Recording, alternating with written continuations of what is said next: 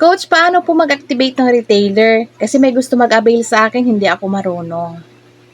Ayan, isa po yan sa mga kadalasan tinatanong ng mga TPC member, lalong-lalo na dun sa mga baguhan. Kasi hindi po talaga nila alam yan. Kahit ako nga nung baguhan pa lang ako, hindi ko din po alam yan. Nagtatanong din po ako sa upline ko. Kaya sa mga upline dyan, huwag nyo po pabayaan yung mga member nyo. Tulungan nyo po sila. Ayan, panoorin mo ito. Ayan, i-type lang po natin. ACT. ACT means activate po yan. Space, yung mobile number na i-activate natin. Slash, yung full name kung sino. Halimbawa, yan.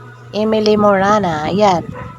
Slash, lugar.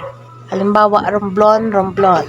Tapos, isend natin siya sa 8724. Pagkatapos nyo ma-type, ay double check nyo lang para hindi po tayo magkamali.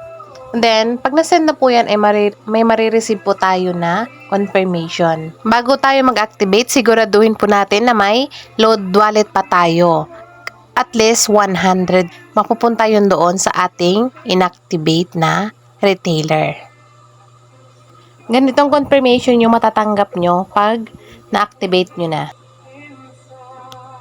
Ganun lang po kadali mag-activate ng retailer. Thank you sa panonood. Okay.